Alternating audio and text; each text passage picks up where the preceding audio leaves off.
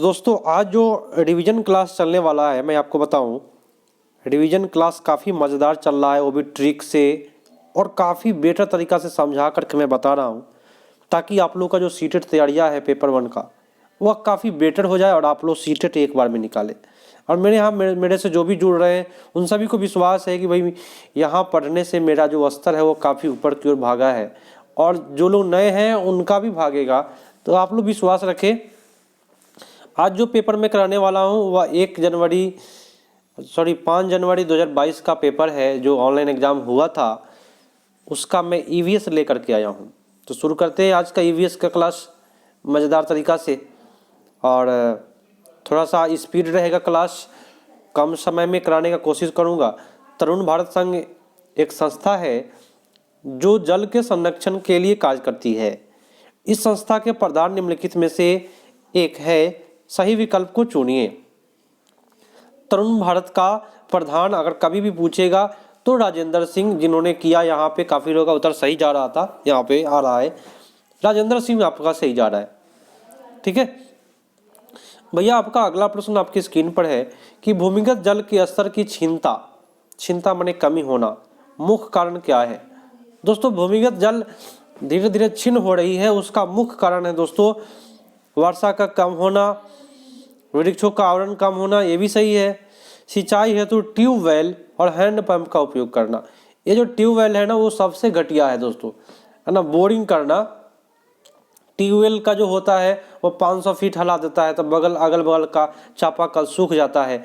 तो भूमिगत स्तर का क्षीणता का कारण यही है, सबसे चिंता का कारण ट्यूबवेल हो जाएगा। ठीक है, यहाँ ट्यूबवेल जो किए हैं उन सभी का सही है, बाकी सब भी है, लेकिन दोस्तों ट्यूबवेल है ना सबसे ज़्यादा चिंता का काम है होता है। जहाँ भी ट्यूबवेल हल जाता है वहाँ के अगल बगल का कल सूख जाता है, आपको पता होगा। कारण कई स्थान पर अम्लीय वर्षा होता है, पता है ना। अम्लीय वर्षा जलीय विविधता को प्रभावित कर रही है।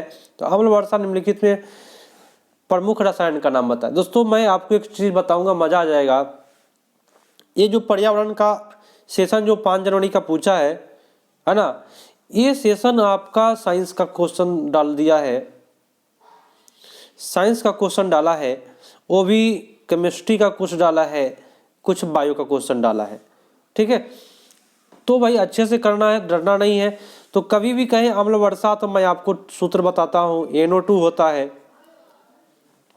और SO2, दो चीज़ है, दो अम्ल वर्षा का कारण बनता है। NO2 से मिलकर के बनता है HNO3 नाइट्रिक अम्ल, इससे मिलकर बनता है H2SO4 सल्फ्यूरिक अम्ल। तो अम्ल वर्षा के लिए दो गैस कारक होता है, एक होता है नाइट्रिक अम्ल, दो अम्ल, एक होता है सल्फ्यूरिक अम्ल। नाइट्रिक अम्ल बनता है नाइट्रोजन डाइऑक्साइड से, और सल्फ्यूरिक अम्ल बनता है आपका सल्फर डाइऑक्साइड से। ठीक है, तो मैं साइंस का स्टूडेंट रहा हूँ, इसलिए हमको ये सब फार्मूला याद रहता है, आप लोग भी होंगे तो आपको पता होगा। ठीक है, अम्ल वर्षा का दो होता है, नाइट्रिक अम्ल, एक सल्फ्यूरिक अम्ल।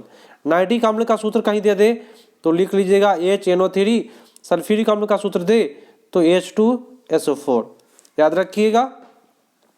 ठीक है, चलिए अगले क्वेश्चन पर आते हैं कि धरती पर अम्लवन जल की उपलब्धता बहुत कम है। कुल उपलब्ध अम्लवन जल की निम्नलिखित में कौन सी सर्वाधिक प्रतिशत कुल अम्लवन जल की मात्रा है।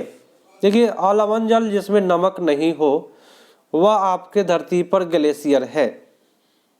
सबसे अधिक मात्रा, सर्वाधिक प्रतिशत वाला पूछ रहा है, तो ग्लेशियर जो है वह नमक वाला जल नहीं होता है, वो अम्लवन जल होता है, बिना नमक वाला होता है ग्लेशियर का जल, ग्लेशियर या हिमनद, है ना। चलिए निम्नलिखित में सुनिएगा, निम्नलिखित में से जल के विषय में कौन सा सही नहीं है। जल एक सार्वभौमिक विलायक है, बहुत अच्छी बात है, बोले तो सभी में घुल जाता है ना। बहुत सी चीज़ है जिसमें नहीं घुलता है, लेकिन यहाँ पे चलेगा आपको 1 to 5 के लिए। इनमें विभिन्न पदार्थों को घोलने की क्षमता होती है, ये भी सही है। लेकिन भाई नेगेटिव क्वेश्चन आपसे पूछा है तो क्या होगा, जल का घनत्व 100 डिग्री पर सर्वाधिक होता है, ये बात गलत बोला, 4 डिग्री पर सबसे अधिक होता है। पदार्थ की तीनों अवस्थाओं में जल विद्यमान होता है, ये बात सही है। लेकिन दोस्तों नेगेटिव क्वेश्चन था तो आपका उत्तर जो जाएगा वह C पर जाएगा। ठीक है, जल को 100 डिग्री पर सर्वाधिक घनत्व नहीं होता है, 4 डिग्री पर सबसे अधिक घनत्व होता है। याद रहेगा ना। चलिए बहुत अच्छी बात है, जिन्होंने सी किया उनका सही जा रहा है। तो मैं आपको बताऊं कि ये जो क्वेश्चन जो पूछे हुए हैं वो आपके बायो का क्वेश्चन है, केमिस्ट्री का क्वेश्चन है, ये सब डाला हुआ है। ठीक है। चलिए, रीता अपने नौकरी वाले माता पिता, छोटे भाई, दादा दादी, चाचा चाची एवं उसके परिवार के साथ रहती है। बताइए, इतना बड़ा परिवार हो गया तो बड़ा परिवार को क्या कहते हैं? बताए। बड़ा परिवार हो गया दादा दादी, माता पिता, भाई बहन, चाचा चाची। अगर दे दे तो कभी भी आप संयुक्त परिवार करके आइएगा, थोड़ा सा भी प्रॉब्लम नहीं होगा, डिफरेंट रूप से आप सही पर जाएंगे। ठीक है। चलिए अगला है कि बोल रहा है कि भाई पैन, चपटे, चौड़े, आगे के दांत वाले, माने पैने, चपटे, माने जिसका दांत आगे का चौड़ा हो, है ना। पशुओं की भोजन के लिए प्राथमिक विभिन्नता होती है, तो यह पशु कौन सा होगा? आगे का दांत जब भी चपटा होगा ना उस साग खाएगा, जैसे कि बैल हुआ, जैसे कि गाय हुआ। तो घास एवं साग खाने वाला जो पशु होता है वह आगे के दांत जो होते हैं दोस्तों वह चौड़े होते हैं और चपटे होते हैं, घास खाने वाला, ताकि अच्छे से उसको सुरुक सुरुक करके खाए। अगला प्रश्न कि जो पौधे खड़े जल वाले क्षेत्र में उगते हैं उसको क्या कहते हैं? खड़े जल बोलते हैं नमकीन क्षेत्रों में उगने वाला पौधा। दोस्तों नमकीन को बोलते हैं लवण, लवण को बोलेंगे लवणोद्भिद, और उसका एक वैज्ञानिक नाम है हैलोफाइटा। तो हैलोफाइटा बोलते हैं जो लवण वाले जल में होते हैं। ठीक है। चलिए, मरुद्भिद होता है जो मरुस्थल में होता है ना, बालू वाले इलाके में होता है, उसको जीरोफाइटा कहते हैं। तो ये सब फाइटा आपको पढ़ना, मैंने आपको शुरुआत में ही बोला कि इसमें साइंस का क्वेश्चन डाला है जो कंपटीशन लेवल तक का है क्वेश्चन, कंपटीशन लेवल तक का क्वेश्चन है, जिसमें सी-टेट जो लोग तैयारियां कर रहे हैं और जो इंटर में साइंस नहीं लिए हैं, सुन लीजिए मेरी बात ध्यान से, है ना, और जिनका साइंस कमजोर है उनके लिए ये पेपर काफी हार्ड होगा भाई। उनको समझने की थोड़ा सा आवश्यकता है और उनको थोड़ा सा रटना पड़ेगा। ठीक है। चलिए, जो रंग चित्र किसी कथा चित्रण करते हैं, किसी कथा का चित्रण करते हैं, उनमें केवल प्रकृति रंगों का उपयोग किया जाता है। उस चित्रकला को चित्रकाठी कहते हैं। भैया आप चित्रकाठी आ गया, सीधी सी बात है, आपके माइंड में आ गया होगा ये कहाँ का है? महाराष्ट्र। बहुत अच्छी बात है, काफी लोग का कमेंट आना शुरू हो गया, महाराष्ट्र जा रहा है। चलिए, तो आप लोग कभी भी नंबर दे करके कमेंट करें तो पता चलेगा कि आप लोग क्या बताए हैं, तो इस तरह से कमेंट करें। ठीक है। चलिए, जिन्होंने महाराष्ट्र किया भैया उन सभी का सही जाते हुए यहाँ पे अगला प्रश्न पाइए। और कभी भी पेडागोजी जो देता है ना दोस्तों ईवीएस का, वो 76 नंबर से देता है। तो अभी पेडागोजी नहीं चल रहा है, एनसीईआरटी का बुक चल रहा है। ठीक है। चलिए, क्वेश्चन क्या है कि उस आदिवासी वर्ग को पहचान कीजिए जो हिमाचल प्रदेश भारत के मूल निवासी है। देखिए, हिमाचल प्रदेश का जनजाति का नाम बता दीजिए, बात खत्म हो जाएगा। आदिवासी मतलब जनजातियां क्या होगा? चलिए, गद्दी एक जनजाति है जो हिमाचल प्रदेश में पाए जाते हैं। ठीक है। हिमाचल प्रदेश की जो जनजाति है जिसका नाम है गद्दी, वही हो जाएगा। ठीक है। अगला प्रश्न है कि निम्नलिखित में कौन सा मिजोरम की सबसे प्राचीन नृत्य है? मिजोरम का जो नृत्य है काफी बार मैंने आपको बताया, चिराव नृत्य जो है वो कहाँ का है? मिजोरम का है, जहाँ पे लोग क्या करते हैं, बांस को जमीन पर पीटते हैं, ताल के अनुसार डांस करते हैं। भारत का सबसे बड़ा रेल मार्ग आपसे पूछ दिया, मैंने आपको शुरुआत में ही बोला कि यह ईवीएस पेडागोजी 5 जनवरी का जो पूछा हुआ है वो कंपटीशन लेवल का पूछा हुआ है दोस्तों, इसलिए घबराए नहीं, थोड़ा थोड़ा आपको याद करके चलना है। साइंस लेवल टाइप का है। तो डिब्रूगढ़ से कन्याकुमारी तक भारत का सबसे बड़ा रेलवे मार्ग है। डिब्रूगढ़ से कन्याकुमारी हिमगंगा एक्सप्रेस चलता है, इस बीच में सबसे बड़ा रेलवे, सबसे ज्यादा स्पीड। ठीक है। चलिए, अगला क्वेश्चन है कि कल्पना चावला एक भारतीय मूल कि अमेरिकी अंतरिक्ष यात्री का निधन अंतरिक्ष यान में किस वर्ष हो गया था? बताएं, कल्पना चावला का मृत्यु कब हुआ? चलिए, काफी लोगों का जवाब आ रहा है 2003, बहुत अच्छी बात है, 2003 आपका सही हो जाएगा। ठीक है, अगला प्रश्न है, प्रश्न कहता है, सुनिएगा दोस्तों, काफी मजेदार है।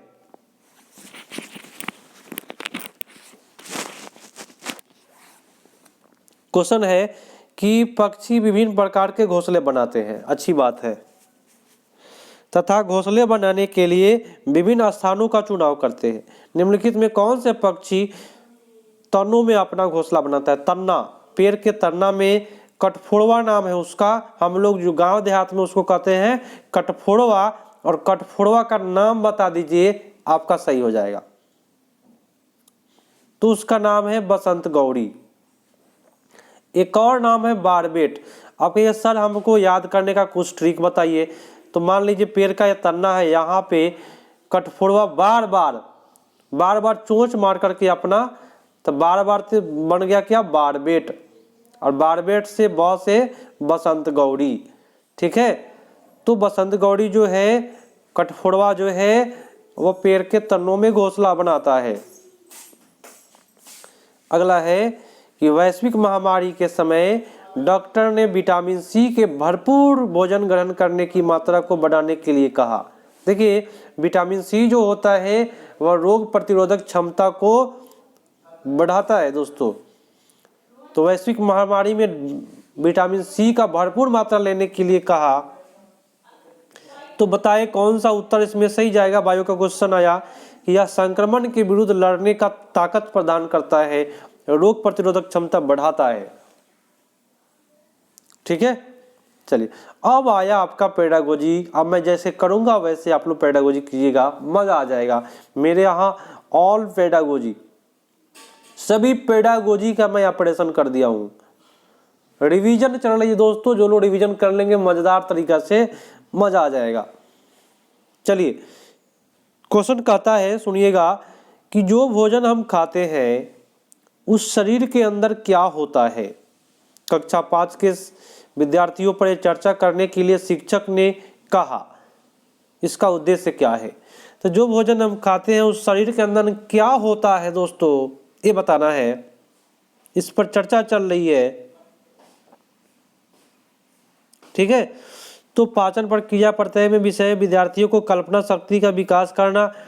प्रश्न के सही उत्तर प्रतिपादित, ये गलत हो गया, सही गलत। ठीक है, विद्यार्थियों के अंतर्बोधीय विचार का अन्वेषण करना।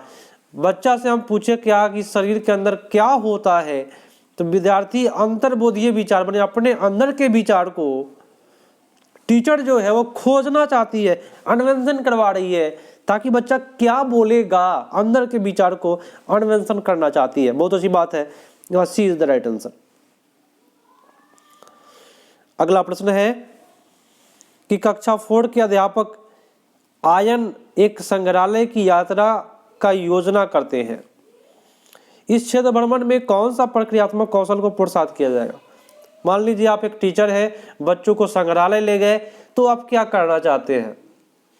वर्गीकरण भाई गलत होता है, क्लासिफिकेशन नहीं करना, बांटने वाली बात नहीं हो रही है। संप्रेषण तो भाई बैठ करके यहाँ भी कर सकते हैं। देखिए, संग्रहालय ले जा रहे हैं तो बच्चा सा क्या करेगा? अपनी आंखों से देखेगा, और देखना को क्या कहते हैं दोस्तों? अवलोकन करना।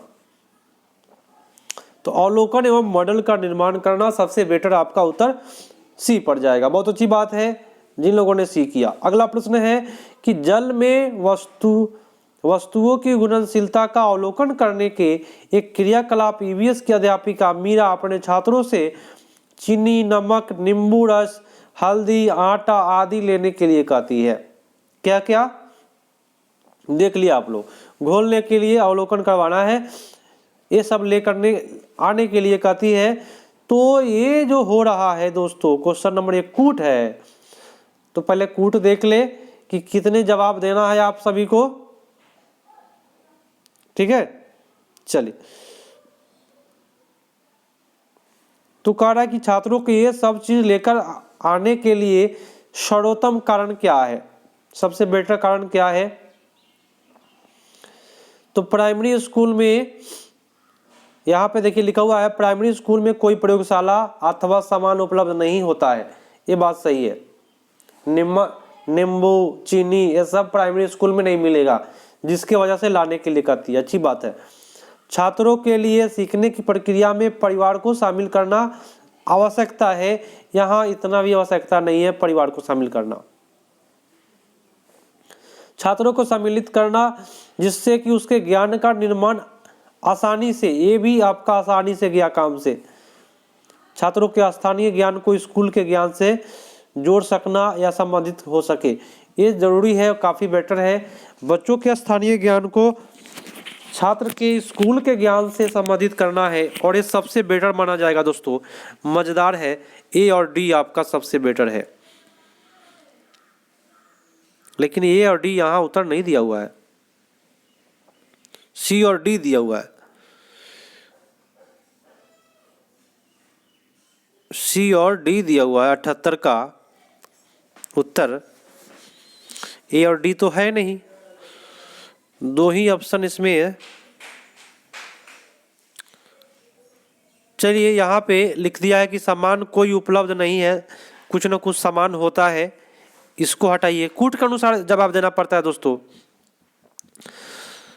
परिवार को शामिल करने का कोई आवश्यकता नहीं है, ये बात सही है। छात्रों को सम्मिलित करना जिससे कि उसके ज्ञान का निर्माण आसानी से हो सके, बहुत अच्छी बात है, ज्ञान का निर्माण आसानी से हो सके। और यहाँ पे बोला क्या, स्थानीय ज्ञान को स्कूल के ज्ञान से संबंधित करना, ये भी सही है आपका, सी और डी कर लीजिए क्योंकि कूट उसमें था ही नहीं। अगला प्रश्न है कि निम्नलिखित में कौन सा प्राथमिक स्तर पर ईवीएस का एक थीम है। तो काफी लोगों का जवाब आना शुरू हो गया। ईवीएस का थीम सभी को पता है भाई, क्या होगा, हम चीजें कैसे बनाते हैं और करते हैं, बहुत अच्छी बात है। जिन लोगों ने बी किया उन सभी का सही जा रहा है। जो लोग ऑफलाइन देख रहे हैं मेरा वीडियो, सभी को कमेंट में जरूर जवाब दे कि आपका जो 30 में कितना जा रहा है सही, क्योंकि ये रिवीजन वाली क्लास है, तो बताए 30 में आप कितना सही कर पा रहे हैं। अगला प्रश्न है, प्राथमिक स्तर पर ईवीएस के पाठ्यचर्या के अनुसार विद्यार्थियों को हमारे देश के कुछ सामाजिक मुद्दों के प्रति संवेदनशील बनाया जाता है। पहचान करें कि निम्न में कौन से सामाजिक मुद्दे को पाठ्यचर्या में लिया गया है, बताए। बाल मजदूरी को शामिल किया गया दोस्तों, बाल मजदूरी को शामिल किया गया है, और वर्ग असमानता को भी शामिल किया गया है। वर्ग असमानता में जाति भेदभाव सब आ जाएंगे, तो यही आपका सबसे बेटर है, ठीक है, सबसे बेटर आपका यही हो जाएगा। वर्ग असमानता के अंतर्गत जाति भेदभाव, दहेज प्रथा, ये सब आपका शामिल हो जाएगा। तो बाल मजदूरी आप लोग जरूर करके आइएगा, ठीक है। नेक्स्ट क्वेश्चन है दोस्तों कि निम्नलिखित में प्राथमिक स्तर पर ईवीएस की पाठ्य पुस्तकों की सबसे उपयुक्त विशेषता क्या है। ईवीएस के लिए सबसे बेटर विशेषता क्या है दोस्तों, तो कभी भी बच्चों को विषय वस्तु पे बहुत सारी जानकारी दी गई है, बहुत अच्छी बात है। समाज में उपस्थित रूढ़िबद्ध धारणाओं को पूर्वाग्रह पर ध्यान केंद्रित किया गया है, अच्छी बात है। लेकिन सबसे उपयुक्त विशेषता बताना है तो रटने द्वारा सीखने के सचेतन रूप से हतोत्साहित करना। मैंने कोई बच्चा अगर रट रहा है तो उसको हतोत्साहित करेंगे कि तुम क्यों रट रहे हो। तो रटना और हतोत्साहित करना दोनों नेगेटिव है, नेगेटिव नेगेटिव मिल करके पॉजिटिव बन जाता है। तो रटने को हतोत्साहित करना सबसे बेटर माना गया है, ठीक है। चलिए अगला प्रश्न है, ईवीएस के पाठ्य पुस्तकों में कहानियों एवं वर्णन का उपयोग करने का सबसे उपयुक्त कारण निम्नलिखित में कौन सा है, बताए। सबसे उपयुक्त कारण कौन सा है, आपका ऑप्शन दिया है कहानी, एक सेकेंड, कहानी अथवा वर्णन के पात्रों के साथ विद्यार्थी आसानी से तदानुभूति अनुभव करते हैं। दोस्तों कहीं भी नेगेटिव वर्ड का प्रयोग नहीं किया इसमें, लेकिन मैं आपको बता देता हूँ नेगेटिव वर्ड इसमें कहाँ पे है, आनंद आता है, ठीक है। यहाँ पे करना आसान लगता है, ठीक है। तो सबसे बेटर आपका उत्तर ए पर ही जा रहा है, ठीक है। और यहाँ पे रूपांतर वाला बात है इसीलिए गलत जा रहा, आसानी से है ना, ऐसे ऐसे वर्ड गलत होते हैं। आसानी से कठिनाई से, है ना। अगला प्रश्न है कि निम्नलिखित में किस आवृत्ति का मूल्यांकन ईवीएस सीखने सिखाने के लिए प्रयुक्त होता है। देखिए, ईवीएस सीखने सिखाने के लिए सबसे बेटर जरूरी है कि रोज मूल्यांकन हो। आप एक टीचर हैं, बच्चों का रोज मूल्यांकन करें, बोले तो प्रतिदिन, प्रति माह, वर्ष के अंत में 6 महीना, ये सब लिमिट है, फिक्स है, गलत है। ठीक है।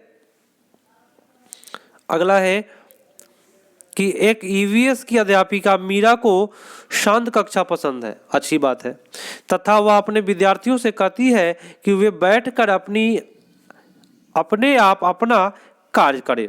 मैंने उसको शांति पसंद है, एक टीचर है, चुपचाप बैठ करके पढ़ाई करो, बोल दिया। ठीक है। उसे विद्यार्थियों को निम्नलिखित में किससे वंचित कर रही है, बताइए क्या गलतियां हो रही है उस टीचर से। तो कभी भी अगर बच्चा चुपचाप बैठेगा, मेरे दोस्तों सुन लीजिए, तो अपने दोस्तों से बात करेगा नहीं करेगा। जब दोस्त से बात नहीं करेगा तो सहपाठी द्वारा जो सीखने वाली बात होती है, जो अपने दोस्त से, मित्र से जो सीखते हैं, वह यहाँ पे नहीं हो पाएगा। ठीक है, इसलिए आपका उत्तर यहाँ डी पड़ गया। अब दोस्तों मैं एक बात कहना चाहूँगा, आप सभी से रिक्वेस्ट है दोस्तों, एक टीचर दूसरे टीचर का सहयोग करता है, तो आप लोग इस वीडियो को अधिक से अधिक शेयर करें। मैं काफ़ी अच्छा तरीका से आपको रिवीजन करा रहा हूँ, ट्रिक के माध्यम से समझा करके। कोई भी क्वेश्चन में अगर डाउट हो तो जरूर बताएं आप। क्वेश्चन कहता है क्या कि शिक्षक द्वारा पूछे गए प्रश्न के उत्तर के लिए निम्नलिखित में कौन सी युक्तियां विद्यार्थियों के आकलन के लिए सही है, बताएं। देखिए, उत्तर का मूल्यांकन सही या गलत रूप में करना ही गलत हो जाता है, ये नेगेटिव है आपका वर्ड, इसको हटाइए। उत्तर में छात्रों के मूल विचार का मूल्यांकन गुणात्मक हो, काफी बेटर बात बोला। ठीक है, छात्रों के अनुभव का मूल्यांकन गुणात्मक हो, दोनों बात गुणात्मक हो वाली हो रही है, तो इससे बेटर क्या मिलेगा आपको, कुछ मिलेगा नहीं मिलेगा। अगला है, देखिएगा प्रश्न को, कहा कि भोजन विषय पढ़ाते हुए सुनीता एक पर्यावरण अध्यापिका की निम्नलिखित में कौन सी युक्ति छात्रों में अन्वेषण प्रवृत्ति को बढ़ाएगा। अन्वेषण माने खोज की प्रवृत्ति को बढ़ाएगा, कौन सा युक्ति। चलिए ऑप्शन के अनुसार बताना है कि अन्वेषण को कौन बढ़ाएगा, अब बताएं। अच्छा स्वास्थ्य बनाए रखने के लिए छात्रों को क्या खाए, इसके लिए अनुदेश देना। अनुदेश गलत बात भाई। छात्रों को विभिन्न प्रकार के भोजन पदार्थों को चित्र संग्रह करने के लिए कहना, चित्र संग्रह करने के लिए कहना, इससे कुछ नहीं होने वाला है। भोजन के विभिन्न स्रोत को चित्र दिखाना, चित्र दिखाने से नहीं होगा। छात्रों को परिवार के समुदाय के सदस्य की भोजन की विविधता, ये विविधता जो वर्ड होता है ना, वो काफी बेटर जाता है। विविधता की पसंद नापसंद पर चर्चा करने के लिए, यहाँ पसंद नापसंद नेगेटिव हो जाता है, लेकिन दोस्तों इस पर चर्चा करवाएंगे और प्रेरित करेंगे, ये जरूरी नहीं है, इस पर जोर नहीं दिया जा रहा है, इसकी वजह से यहाँ आपका सही हो जाएगा।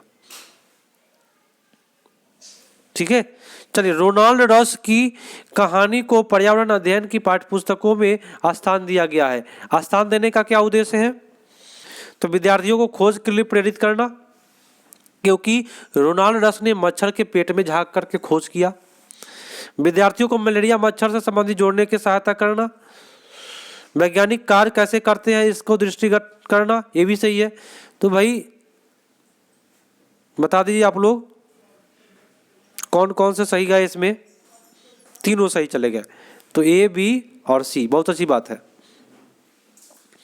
अगला है कि निम्नलिखित में वाक्यों में इकाई योजना के लिए सबसे उचित विशेषता पहचानिए। इकाई योजना के लिए सबसे बेटर विशेषता, तो पाठ के 10 से अधिक पाठ योजना, यहाँ 10 जो है ना लिमिट है। प्रत्येक पाठ के लिए सीखने के क्रियाकलाप का ब्यौरा है, यहाँ ब्यौरा आपका गलत हुआ।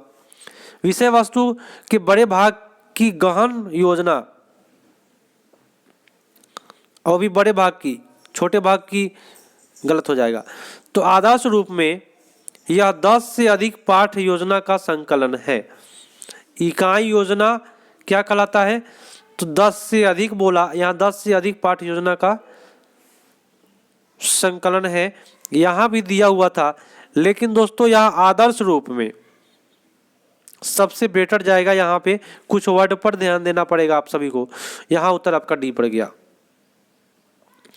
अगला है कि निम्नलिखित में कौन सी युक्ति भाषा सीखने में कठिनाई वाले विद्यार्थियों को पर्यावरण अध्ययन सिखाने के लिए सबसे उचित है? बताए सबसे उचित कौन सा है? तो यहाँ बोला स्पर्शीय रूप से, कह रहा कि भाषा सीखने में कठिनाई हो रहा है, तो वहाँ पे छूने वाली बात कहाँ से आया? स्पर्शीय रूप तो जो दृष्टिबाधित होते हैं उनके लिए होता है, ये गलत हुआ। अवधारणाओं को व्याख्या बड़े बड़े चित्रों के माध्यम से, माने जो भाषा सीखने में कठिनाई हो रहा है उसको बड़ा बड़ा चित्र के माध्यम से पढ़ाएंगे, ठोस वस्तुओं से पढ़ाएंगे, है ना, क्रियाकलाप कराएंगे, जिससे कि वो क्या करेगा, बच्चा सीख पाएगा वास्तविक जीवन से, है ना। तो यहाँ भाषा में उसको कठिनाई हो रहा है तो श्रव्य सामग्री क्यों मारेंगे? ठीक है, स्पर्श वाला क्यों मारेंगे? प्रथम पंक्ति में बैठने के लिए उसको प्रबंधन करेंगे तो बाकी छात्र भी कहेगा कि सर हमको क्यों नहीं बैठाते हैं। तो यहाँ उत्तर सबसे बेटर आपका बी हो जाएगा। बड़े बड़े चित्र, ठोस वस्तु जो होता है ना, ये वास्तविक जीवन से बच्चों को जोड़ देता है। आज का लास्ट प्रश्न है और ये शायद कूट है, कूट को अच्छे से कर लिया जाए ताकि आप लोगों का जो है तैयारियां और रिवीजन जो है काफ़ी बेटर हो जाए। 30वां प्रश्न चल रहा है और अभी 26 मिनट चल रहे हैं, तो 26 मिनट में आपका 30 प्रश्न हुआ। चलिए, यात्रा थीम यात्रा बछेंद्री पाल के पर्वतारोहण के अनुभव के वर्णन को सम्मिलित किया गया है, निम्नलिखित में से क्या कारण हो सकता है?